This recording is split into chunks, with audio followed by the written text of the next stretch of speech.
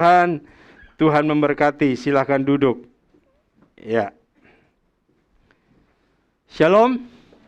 Ya, pagi hari dan menjelang siang ini kembali kita akan diberkati dengan kebenaran firman Tuhan.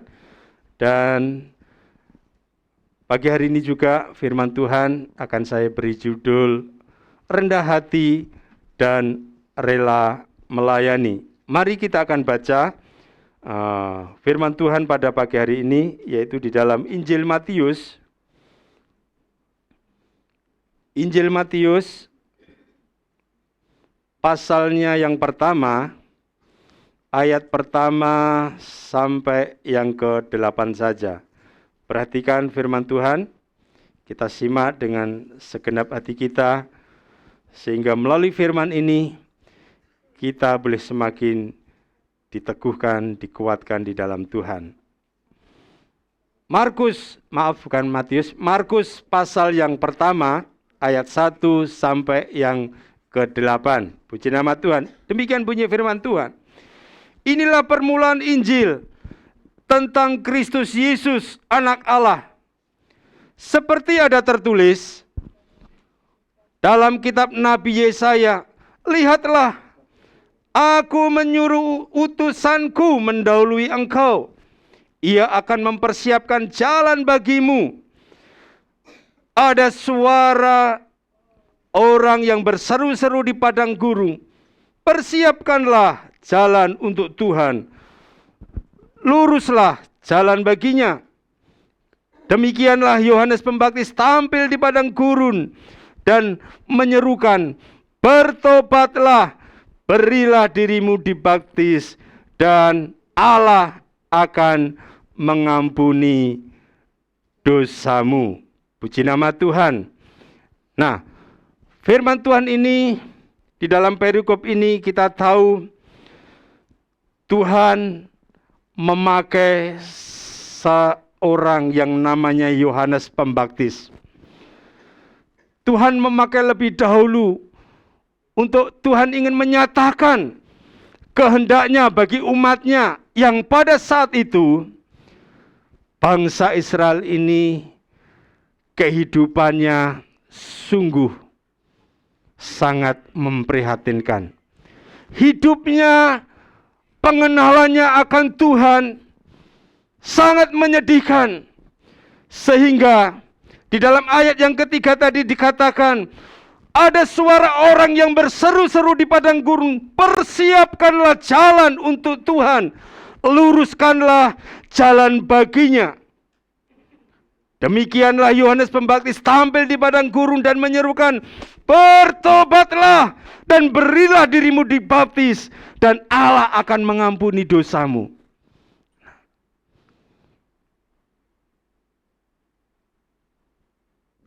Lewat nubuatan Nabi Yesaya ini, Yohanes Pembaptis dipakai Tuhan sungguh luar biasa. Mereka serukan untuk bangsa Israel ini bertobat dari setiap dosa-dosanya, supaya melalui pertobatannya dan kehidupan mereka, setelah mereka bertobat dan diminta sama Yohanes Pembaptis untuk dibaptis, maka Allah akan mengampuni setiap dosa-dosanya. Itu sebabnya Yohanes Pembaptis ini menjadi jalan dimulainya pertobatan bangsa Israel pada waktu itu. Dan kita juga boleh bersyukur kalau pada saat siang hari ini saudara dan saya yang hadir maupun yang ada di rumah sudah percaya kepada Tuhan Yesus dan dibaptis. Tentunya ketika kita sudah dibaptis dan percaya kepada Tuhan, hati kita dipulihkan, kehidupan kita diperbaharui dari hari lepas hari, sehingga seharusnya kita dapati kehidupan kita ini memiliki kehidupan yang rendah hati dan rela melayani Tuhan. Tuhan inginkan ketika kita sudah dibaptis dan kita percaya, anak-anaknya ini melakukan kehendaknya di dalam kehidupan kita, yaitu menunaikan tugas panggilan yang Tuhan tetapkan dalam hidup saudara dan saya untuk menjadi rekan sekerjanya Tuhan. Yaitu kita memiliki sikap hati yang apa? Rendah hati dan rela melayani. Melayani tidak harus seperti Om Amos di sini memainkan musik di atas mimbar atau berkhotbah. Mungkin saudara belum bisa mainkan musik, tidak menjadi persoalan bagi saudara dan saya. Mungkin saudara menjadi pemerhati, mendoakan, menjadi pendoa-pendoa syafaat. Itu adalah satu hal, yaitu kita melayani. Ada kerelaan hati untuk melayani. Dan kerelaan hati untuk melayani ini harus diwujudkan di setiap pribadi anak-anak Tuhan. Karena Tuhan sudah memperlengkapi hidup saudara dan saya. Amin. Jadi nggak ada di antara kita yang menganggur. Tidak ada di antara kita yang leha-leha, ongkang-ongkang. Biarin itu tugasnya Pak Pendeta. Enggak. Tetapi kita semua sudah diperlengkapi, dikaruniakan roh masing-masing. Ada yang bisa nyanyi, ada yang bisa nari jaipongan, ya, untuk tamborin ada di sini, ada yang molmed, ada yang singer song leader, ada yang pendoa, ada yang memainkan musik. Nah, semua bagiannya ini semua sama di hadapan Tuhan, tidak ada yang tinggi, tidak ada yang rendah. Amin. Jadi berbahagialah saudara, yang saudara mungkin kerjanya ngepel, pastoring, ngepel gereja, bersyukur. Itu bukan pekerjaan yang rendah. Nah, ketika saya masih muda seperti kalian-kalian itu yang ada di belakang, Om Amos dulu juga lakukan waktu di gereja lama di Cepu sana. Bersama dengan teman-teman pengerja di gereja sana. Ngepel saudara. Setiap minggu itu ngepel terus. Nah, malu? Enggak saudara. Karena ini pekerjaannya Tuhan. Kalau kita bekerja buat Tuhan, Tuhan selalu memberikan yang terbaik dalam hidup saudara dan saya. Amin. Lakukan, beri kerelaan hati saudara untuk melayani dan terlebih memiliki sikap rendah hati. Nah, rendah hati itu diperlukan saudara. Nah, di dalam 1 Petrus 5 ayat 5 dikatakan, slide selanjutnya, dikatakan demikianlah juga kamu hai orang-orang muda, tunduklah kepada orang-orang yang tua. Dan kamu semua rendahkanlah dirimu seorang terhadap yang lain. Sebab Allah menentang orang yang congkak tetapi mengasihi orang yang rendah hati. Nah, siapa orang yang rendah hati? Sesuai dengan pembacaan firman Tuhan pada pagi hari ini di dalam Markus 1 tadi, ayat 1 dan ke-8. Di sini Yohanes Pembaptis adalah seorang guru yang dikenal oleh banyak orang pada zaman Yesus. Namun ketenarannya ini tidak membuat Yohanes itu menjadi sombong. Ia tetap rendah hati dan ia tetap melayani. Kerendahan hatinya itu jelas terlihat di dalam ayat yang ke-7 tadi dikatakan, di mana Yohanes berkata, sesudah aku datang, Ia yang lebih berkuasa daripadaku membungkuk dan membukakan tali kasutnya pun aku tidak layak. Nah, di sini Yohanes Pembaptis ini dia dengan kerendahan hati dan dia tetap melayani. Nah, kerendahan hatinya ini ditunjukkan dengan apa? Tadi apa? Menundukkan diri. Kalau di zaman dahulu di Israel sana, di dalam orang penundukan diri itu identik dengan seorang hamba. Nah, kalau seorang hamba itu nilainya itu di mata orang itu disepelekan, saudara. Seorang hamba. Tapi seorang hamba di hadapan Tuhan, dia sangat berharga. Amin. Dia sangat berharga di mata Tuhan. Itu sebabnya kita mau meneladani sikap hidup daripada Yohanes Pembaptis ini. Nah, berikut ini adalah beberapa hal yang kita bisa teladani di dalam hidup Yohanes yang kita baca di dalam Markus 1 ayat 1 sampai 8 ini. Nah, apa saja yang perlu kita teladani di dalam kehidupan Yohanes si Pembaptis? Yang pertama, kita mau baca di dalam ayatnya ya, Markus 1 ayat 3 dan 4 tadi dikatakan begini. Ada suara orang yang berseru-seru di padang gurun, persiapkanlah jalan untuk Tuhan, luruskanlah baginya. Demikianlah Yohanes Pembaptis tampil di padang gurun dan menyerukan, bertobatlah dan berilah dirimu dibaptis dan Allah akan mengampuni dosamu. Jadi teladan yang harus kita lakukan seperti apa yang Yohanes Pembaptis lakukan ini adalah yang pertama, hidupnya berfokus pada Tuhan. Itu sebabnya dia katakan, persiapkanlah jalan untuk Tuhan, luruskanlah baginya. Jadi fokus hidupnya ini hanya diberikan untuk Tuhan saja. Dia tahu apa yang selama ini Yohanes lakukan. Nah, di dalam pelayanannya, Yohanes Pembaptis ini mereka berfokus untuk memperkenalkan orang kepada Yesus, bukan kepada dirinya. Makanya tadi dia katakan, persiapkanlah jalan untuk Tuhan, luruskanlah baginya. Jadi bukan egonya diri yang ditonjolkan, bukan dirinya sendiri yang ditinggikan, tetapi Yohanes Pembaptis ini, dia fokus hanya kepada Tuhan. Sebab dialah yang empunya segala-galanya. Dialah yang memberikan segala sesuatunya atas hidup kita.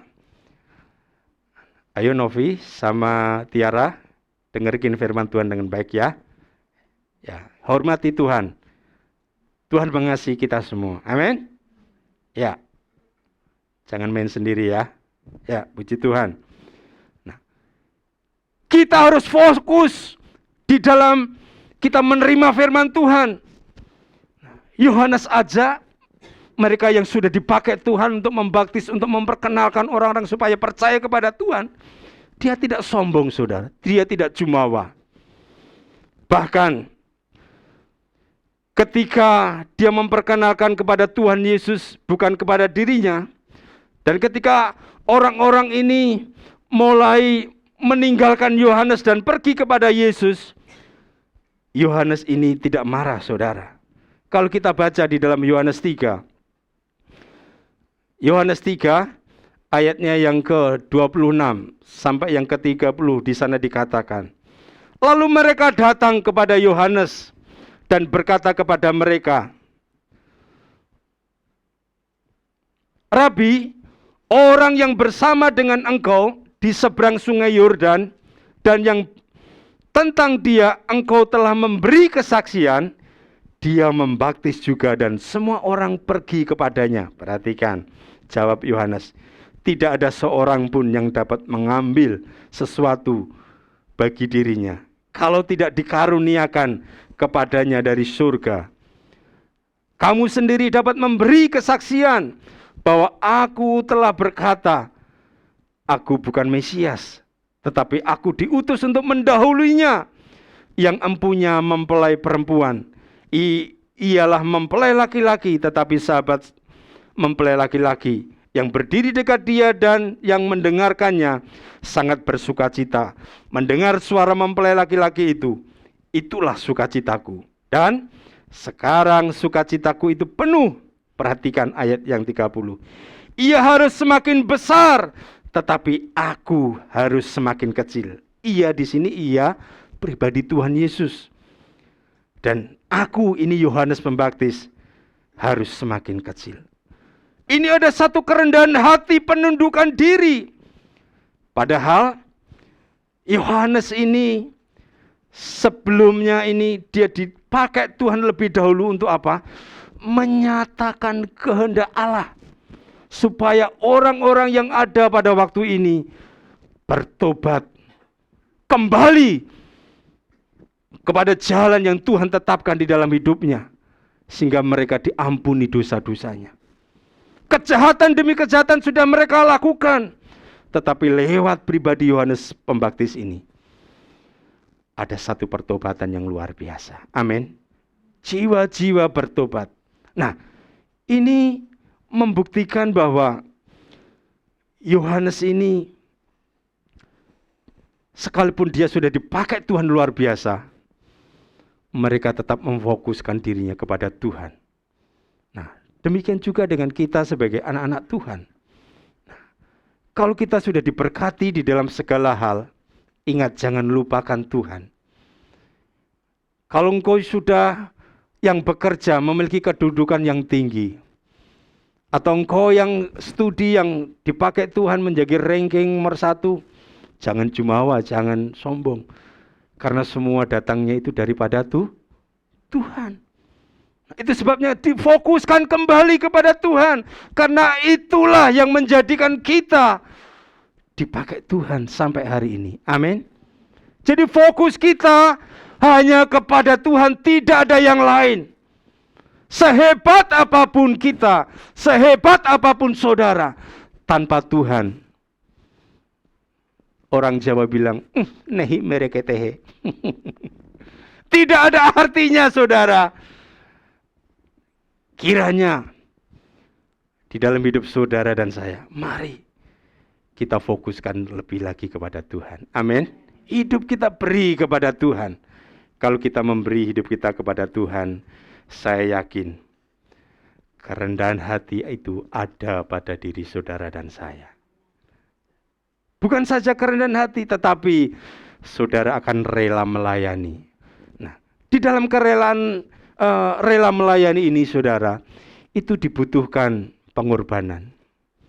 Baik pengorbanan waktu, pengorbanan harta, terlebih ke pengorbanan apa? Perasaan hati. Nah, banyak saudara, kalau kita melayani di ladang Tuhan, itu tidak semulus yang kita bayangkan. Karena di atas mimbar itu orangnya malaikat-malaikat semua. Kalau sudah malaikat, tentunya tidak ada kesalahan. Justru sebaliknya tuh, saudara. Ketika saudara melangkah di ladang Tuhan, itu banyak kerikil-kerikil yang menghalangi kita untuk kita maju di dalam Tuhan. Tetapi ingat, kerikil-kerikil itu bukan menjadi penghambat saudara untuk maju di dalam Tuhan. Tetapi justru tantangan dan rintangan itu membuat kita semakin melekat kepada Tuhan. Nah, kalau kita melekat kepada Tuhan, pasti Tuhan akan tinggal di dalam diri kita. Tuhan akan memampukan saudara dan saya, sehingga kerelaan, kerendahan hati dan kerelaan untuk melayani ini menjadi bagian kita, dan kita tetap semangat memiliki roh yang menyala-nyala di hadapan Tuhan. Amin. Nah, itu sebabnya saudara, ketika saudara melayani, jangan seringkali mutung saudara ya. Perlu pengorbanan. Nah, saya ingat ketika kita masih ada di Bintani, apalagi kalau persiapan Natal gitu ya, kita oyong-oyong sana sini di Cipto nomor 45. Dari ujung Perumnas, ada yang dari kota, semua datang ke sana. Nah, kalau musim Natal itu, apa yang ada cuacanya selalu hujan. Nah, pengalaman yang tidak pernah saya lupakan ketika saya melayani untuk musik. Ada kerikil-kerikil kecil yang seringkali ada dalam diri saya. Waktu saya berjalan dari Cipto, sebelum asrama haji itu lampu merah, motor saya itu rantainya putus. Tapi anehnya, sekalipun putus itu bisa jalan saudara, sama istri saya dan anak saya kecil. Perlu pengorbanan. Nah, mungkin, waduh kenapa Tuhan, saya sudah melayani tapi kok rantainya putus. Akhirnya dituntun saudara sampai ke Cipto karena rantainya putus. Nah ini diperlukan pengorbanan saudara. Nah kerelaan melayani ini membuat saya yakin dan saya percaya Tuhan tidak pernah membiarkan hidup saudara sendirian. Tuhan selalu menyertai kita semua. Amin. Nah itu yang kedua, yang pertama. Kemudian yang kedua yaitu kita baca di dalam ayat yang ke-6. Di sana dikatakan, Yohanes memakai jubah bulu onta dan ikat pinggang kulit dan makannya belalang dan madu hutan. Jadi gaya hidupnya ini sederhana sekali saudara. Sebagai seorang yang terkenal pada waktu itu dan seorang yang dipakai Tuhan sungguh luar biasa. Gaya hidupnya dari Yohanes Pembaptis ini sangat sederhana sekali saudara. Gaya hidupnya itu sederhana, ditunjukkan dengan apa? Memakai jubah bulu onta dan ikat pinggang kulit. Wah kalau ikat pinggang kulit itu punya Cihu tuh gede itu, aduh itu awet itu bertahun-tahun, berpuluh-puluh tahun. Wah enak sekali dipakainya, apalagi zaman dulu yang gede-gede gitu ya, yang ada isinya. Waduh enak sekali itu. Sederhana sekali. Apalagi zaman sekarang saudara ya, beda sekali penampilannya. Nah, memakai jubah bulu onta. Nah kalau bulu domba wool itu, waduh enak, harganya mahal saudara. Ini bulu onta saudara. Kasarnya kayak apa itu ya?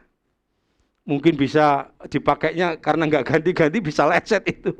Nah, tapi inilah gaya hidup Yohanes Pembaptis ini, dia sangat sederhana.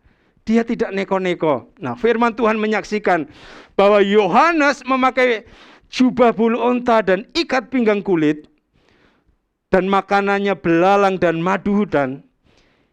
Ia tidak merasa minder atau menjadi kurang berharga karena apa yang dipakai. Sebab Yohanes tahu bahwa identitasnya tidak ditentukan oleh apa yang ia makan atau minum atau pakaian. Identitasnya ditentukan oleh perkataan Tuhan yang ia hidupi dalam panggilannya. Jadi pakaian kita, makanan kita, yang kita makan, yang kita pakai selama ini sekalipun harganya seperti yang artis-artis kita yang waduh tasnya aja branded, tasnya aja bisa beli rumah RSSS, ya belum pakaiannya. Namun semuanya ini tidak membawa satu identitas yang lebih hebat lagi saudara. Seperti apa yang dialami oleh Yohanes ini. Tetapi identitas yang sesungguhnya ini adalah ditentukan oleh perkataan Tuhan yang ia hidupi di dalam panggilannya. Jadi firman itulah yang membuat kehidupan kita ini dipakai Tuhan, dihargai Tuhan, sekalipun kita tidak dihargai manusia. Tetapi penghargaan Tuhan itu lebih dari segala-galanya. Amin. Itu sebabnya jangan minder saudara. Kalau saudara datang di ibadah cuman pakainya karena punyanya sandal, ya pakai sandal nggak apa-apa saudara. Itu bukan satu identitas, bukan di mata Tuhan nggak berharga, bukan saudara. Tetapi yang berharga adalah ketika saudara menghidupi firman Tuhan. Apa yang firman Tuhan taruhkan di dalam hatimu, lakukan dan kerjaan. Itulah identitas yang berharga di hadapan Tuhan. Amin. Itu sebabnya jangan minder. Nah, sekalipun bajunya nggak bagus, bermerek. Saya dulu waktu sekolah SMP, saya punya guru yang namanya Bu Noto. Bu Noto ini ngajarnya PKK. Saya diajarin cara berpakaian yang baik dan rapi. Sekalipun harganya itu nggak mahal saudara, harganya murah. Tetapi karena cara dandannya, cara pakaiannya, warnanya diserasiin, itu penampilannya jadi hojek teralala. Jadi bagus ngelihatnya, padahal Harganya itu kita beli kainnya di Kanoman, harganya semeter cuma 10.000. Tapi ketika dipakai dengan corak dan warna yang cocok atas bawah itu, harga 10 dilihatnya seperti harga artis Syahrini yang pakai. Nah, jangan minder saudara. Tapi bersyukurlah senantiasa di dalam Tuhan. Karena kasih setianya itu sungguh baik dan luar biasa. Amin. Jadi hal yang kedua yang perlu kita contoh di dalam kehidupan saudara dan saya, seperti yang dilakukan oleh Yohanes Pembaptis ini, hidupnya rendah hati dan rela melayani, yaitu hidupnya sederhana, tidak neko-neko. Nah, kita sebagai anak-anak Tuhan, hidupnya juga harus sederhana, jangan neko-neko. Sekalipun saudara punya, miliki, tapi belajarlah kita mencukupkan diri dalam segala hal. Nah, kalau kita cukup, itu rasa syukur kita itu melebihi segala-galanya. Cukup beli Indomie, cukup beli Indomie. Cukup beli beras, kita dicukupkan. Apalagi cukup kita beli bensin, kita dicukupkan beli bensin. Amin. Jangan neko-neko saudara. Tetap fokus di dalam Tuhan dan hidup sederhana. Puji Tuhan. Kemudian yang terakhir. Yang terakhir, di dalam ayat yang ke-7 dikatakan demikian. Markus 1 ayat 7. Inilah yang diberitakannya, sesudah aku akan datang Ia yang lebih berkuasa daripadaku, membungkuk dan membukakan tali kasutnya pun aku tidak layak. Jadi yang kedua, yang perlu kita teladani dari sikap daripada Yohanes Pembaptis ini adalah pelayanannya ini tanpa gengsi saudara. Nah, dikatakan tadi, yang lebih berkuasa daripadaku, Ia lebih berkuasa daripadaku. Terus membungkuk dan membuka tali kasutnya pun aku tidak layak. Nah, ada suatu pekerjaan khusus yang disebutkan oleh Yohanes Pembaptis di ayat 7 itu, yaitu membungkuk dan membuka tali kasut. Yohanes sebagai orang Yahudi ini tahu bahwa pekerjaan ini adalah pekerjaan yang paling kecil dan hina saudara. Saya tadi sudah katakan bahwa seorang budak yang paling tidak berpengalaman biasanya ditaruh untuk melakukan pekerjaan ini. Yang pada saat mereka melakukan membungkuk dan membuka tali kasut tidak layak, nah itu dikerjakan oleh orang-orang zaman dulu saudara. Itu tanda satu bukti bahwa pelayanan mereka itu, pekerjaan mereka itu sangat rendah. Sangat hina, paling kecil, paling hina. Namun satu hal, bahwa pelayanan yang kita kerjakan di hadapan Tuhan ini adalah pelayanan tidak perlu gengsi. Karena apa? Kita persembahkan buat Tuhan. Kalau kita persembahkan buat Tuhan, jangan malu-malu saudara. Lakukan dengan segenap kita, dengan kekuatan kita, maka Tuhan akan melimpahkan berkat-Nya atas hidup saudara dan saya. Amin. Jangan gengsi, jangan malu-malu. Kalau buat Tuhan ngapain kita harus malu-malu? Lakukan dengan sungguh-sungguh, dengan segenap hati. Seperti tadi Om Amos katakan tadi. Saya pernah melakukan bukan setahun, 2 tahun, bertahun-tahun selama saya hidup di Cepu di sana. Ngepel saudara. Jangan takut. Jangan malu. Jangan gengsi. Ya. Saya seringkali kalau nggak ada pembantu, nggak ada bibi di sini, ya kita rekan hamba-hamba Tuhan itu juga nyapu saudara. Nyapu kantor, ngepel. Jangan malu saudara. Ya, karena semuanya untuk Tuhan. Kalau semuanya untuk Tuhan, saya yakin Tuhan tidak akan pernah tinggal diam. Tuhan akan membalas setiap kebaikan hidup saudara dan saya.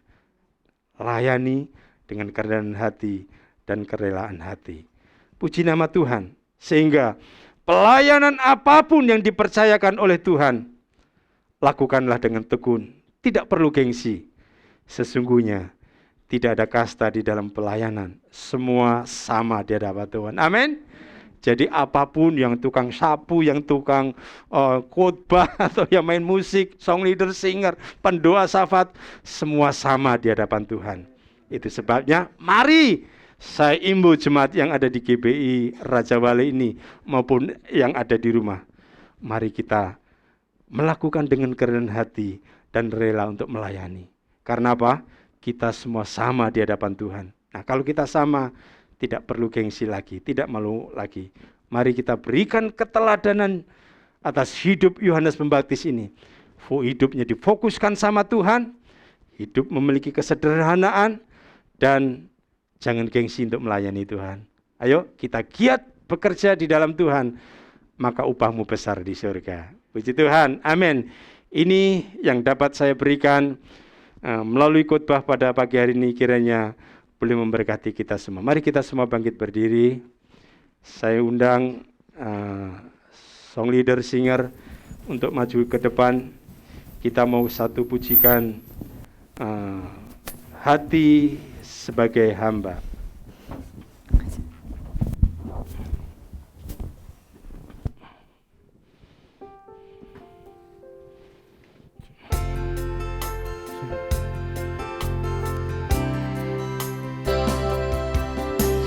Ku tak dapat melupakan kebaikan yang ku terima, pengorbananmu yang mulia, jadikan ku berharga. Tuhan sudah jadikan hidup yang berharga. Penuh dengan iman, aku ada adanya, kekuatan kasih-Mu nyata, memulihkan hidupku. Kau bukan Tuhan yang melihat rupa, Kau bukan Tuhan yang memandang harta, namun hamba yang selalu Kau cari, yang tertemukan di dalamku. Selama ku hidup, menyembah-Mu, semoga Engkau berarti bagiku. Yang terbaik yang ada padaku, ku persembahkan kepadamu, Yesusku. Ya Tuhan, kami bersyukur Engkau yang sudah memakai setiap kami menjadi hamba yang setia. Kiranya Engkau boleh memakai hidup kami lebih lagi Tuhan, dengan sikap kerendahan hati dan rela melayani yang sudah ditunjukkan Yohanes Pembaptis menjadi teladan bagi kami Tuhan. Kiranya kami umat-Mu yang ada ini beri kerendahan hati dan kerelaan untuk melayani lebih setia lagi Tuhan. Karena di mata-Mu kami semua sama Tuhan. Tidak ada kami yang lebih tinggi, tidak ada kami yang lebih bermegah, tetapi kami sama di hadapan-Mu Tuhan. Itu sebabnya berkati kami semua, layakkan kami untuk kami dapat melangkah lebih lagi dengan sikap rendah hati dan rela melayani ini, membuat hidup kami semakin dipulihkan, semakin diberkati, dan semakin mengasihi Engkau Tuhan. Terima kasih ya Bapa, terpuji nama-Mu. Kami berdoa pada saat siang hari ini, bagi saudara-saudara kekasih kami yang berulang tahun, kiranya ditambahkan 1 tahun usia mereka semua Tuhan. Ada rencana Tuhan yang lebih lagi Engkau pakai dalam hidupnya, dan melalui kehidupannya juga Tuhan semakin memberkati. Terima kasih Tuhan. Demikian juga kami berdoa untuk pergumulan-pergumulan jemaat-Mu yang ada di GBI Raja Wali. Apapun pergumulan mereka, kami percaya ada tangan Tuhan terulur. Ada tangan Tuhan mengangkat setiap beban-beban itu. Dan Kau membukakan jalan atas setiap persoalan hidupnya Tuhan.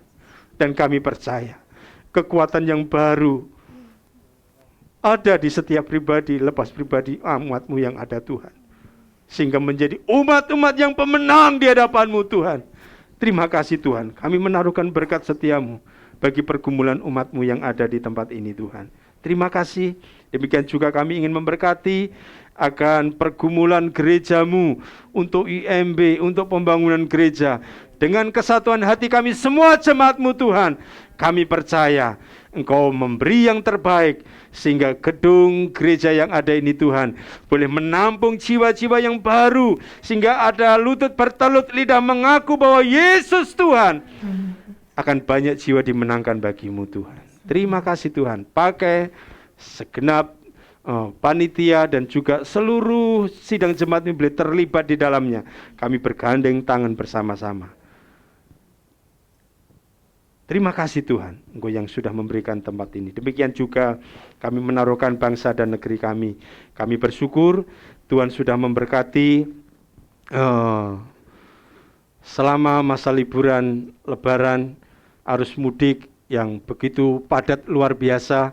Engkau sudah memberkati Polri dan juga TNI di dalam mengatur lalu lintas sehingga semua dalam keadaan baik-baik saja, dan kami bersyukur mereka semua boleh berbahagia bertemu dengan keluarga-keluarga mereka. Terima kasih Tuhan, kami bersyukur buat pimpinan penyertaan bangsa kami dan juga kota kami. Terima kasih, demikian juga dalam persiapan pemilu, Engkau boleh memakai dan memilih seorang pemimpin yang baik dan berkenan kepadamu. Terima kasih Tuhan, sehingga masyarakat tidak salah di dalam memilihnya. Berikan hikmat-Mu atasnya.